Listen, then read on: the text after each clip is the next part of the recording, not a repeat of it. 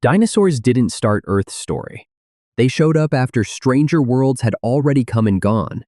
Burned, drowned, buried. Which is a little rude, honestly. They got all the posters. And if your whole picture of prehistory starts with a T-Rex, you're missing almost the entire room. Pull the timeline back. Not a little.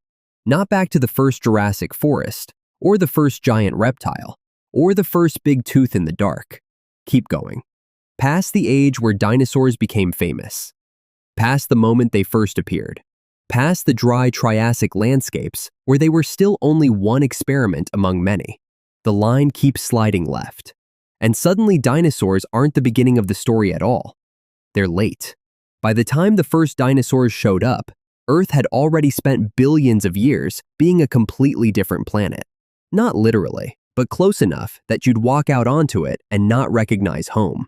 No birds, no grass, no flowers, no mammals in the way you picture them. For most of the journey, not even animals you could point at. Just ocean, rock, chemistry, heat. And time doing what time does when nobody's watching. The first Earth in this story is almost unfair to call Earth.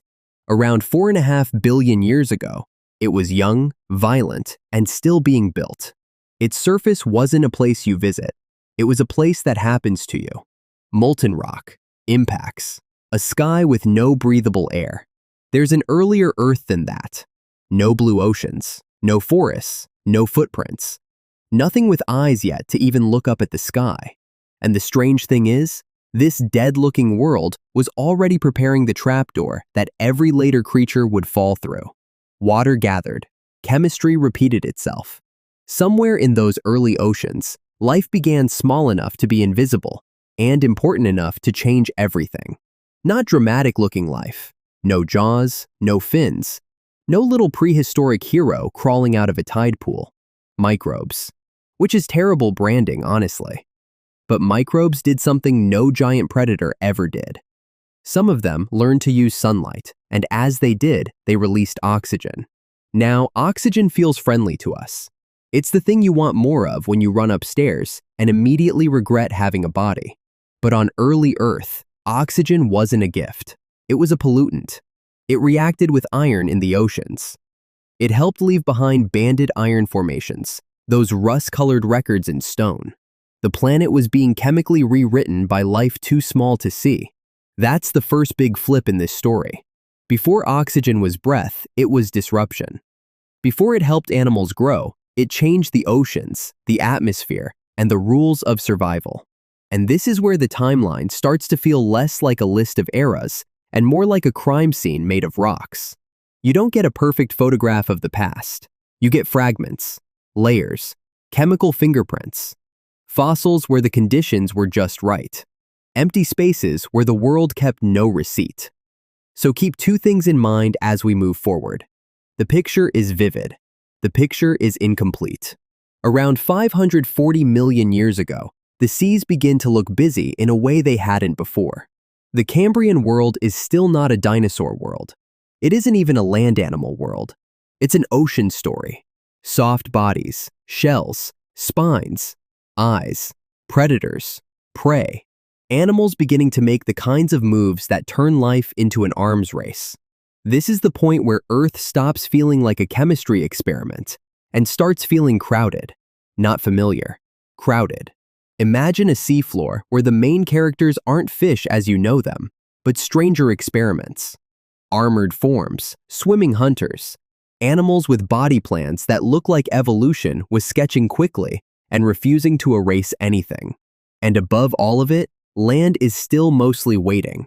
That might be the hardest part to picture. For so much of Earth's story, the continents weren't green worlds full of trees and insects.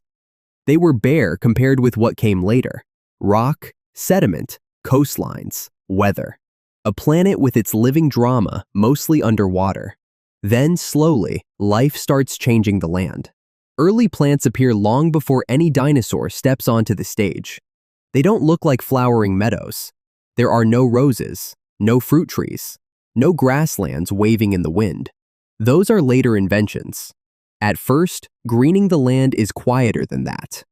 Low growth, spores, roots beginning to devastate it, Soil beginning to become a real thing. Small stuff, except it isn't.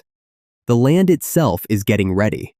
Plants aren't decoration here, they're engineers, trapping carbon, building soil, changing water flow, creating shelter, opening up new space for animals that are still figuring out how to leave the water behind. So by the time you reach the Devonian, and then the Carboniferous after it, Earth isn't only a blue planet with life hidden in the sea anymore. It's becoming textured. It's growing surfaces that can hold ecosystems. And somewhere ahead on, forest is real. That's the first thing to get past. Not a fantasy jungle. Not a backdrop painted behind a dinosaur toy. A real Carboniferous world, roughly 359 to 299 million years ago, with swamp forests spreading through wet lowlands, and plants rising in forms that would look almost wrong to modern eyes. No flowers, no grass, no birds in the branches, just towering lycopod trees, fern-like growth, waterlogged ground, and a planet learning how to wear green. And in that wet dark, bodies start doing things that feel slightly illegal. Dragonfly relatives with wingspans you would not want near your face. Giant millipede-like arthropods, such as arthropods, moving over the forest floor. Scorpions, amphibians, animals tied to water, watching the edges of land like it's a dare. This is where people usually say giant bugs because oxygen, and move on. Too easy. Oxygen does matter. Carboniferous air is often reconstructed as having more oxygen than today, and that may have helped some arthropods reach sizes that feel unreal now. But it wasn't a magic potion. Climate, food, predators, reproduction, anatomy. Bodies get pushed around by all of it at once. The better sentence is stranger. The forest changed the planet, and the planet changed what life could attempt. Plants buried carbon. Swamps became future coal. Oxygen rose and shifted. Fire risk changed. Habitats multiplied. The land was no longer just a place life visited from the water. It was becoming a machine. And one small invention mattered more than it looks: the amniotic egg. That sounds like the least cinematic object in prehistory. A little protected package, a biological workaround. Not exactly poster material, but it meant some animals were no longer chained so tightly to water for reproduction. They could push farther into dry land. They could start living in places amphibians struggle to own. An egg did that. Not some grand event, just an egg. Then the timeline slides again, into the Permian, from about 299 to 252 million years ago. The swamp world fades. Continents assemble into Pangea. Interior landscapes become drier, harsher, less forgiving. And this is where one of the most famous mistakes in prehistory walks in with a sail on its back. Dimetrodon. You've seen it. Everyone has. It sits in dinosaur toy bins like it belongs there, looking smug, as if nobody checked its ID. But Dimetrodon was not a dinosaur. It lived tens of millions of years before the first dinosaurs, and it belonged to the synapsid side of the tree, the broader line that would eventually include mammals. Not a mammal, not your grandpa with a sail, but closer to our side of the family tree than to T-Rex. Once you know that, the toy shelf stops making sense. Prehistoric animal and dinosaur were never the same word. They just got flattened into one in our heads. The Permian had its own caste. Sail-backed synapsids like Dimetrodon and Edaphosaurus. Later, therapsids and gorgonopsians. Saber-toothed predators from a world that still had no dinosaur kings. None of this was a warm-up act. It was the whole show. Full ecosystems, full food chains, whole failures and recoveries playing out long before the animals we made famous ever showed up. Then comes the part that's almost too big to say in one breath. Around 252 million years ago, near the end of the Permian, Earth went through its most devastating mass extinction. There's no single clean disaster here, no one villain, no tidy final scene. Mass extinctions are messier than that. Climate, oceans, chemistry, habitats, food webs.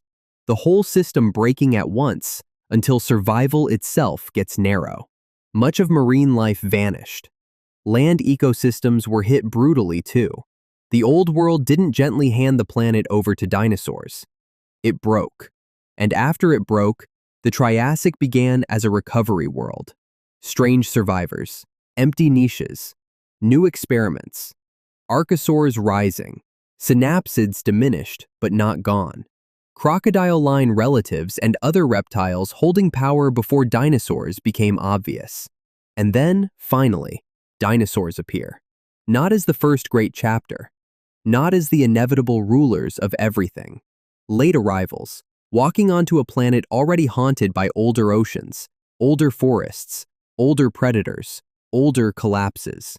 So when you picture Earth before dinosaurs, don't picture an empty stage waiting for its stars. Picture the opposite.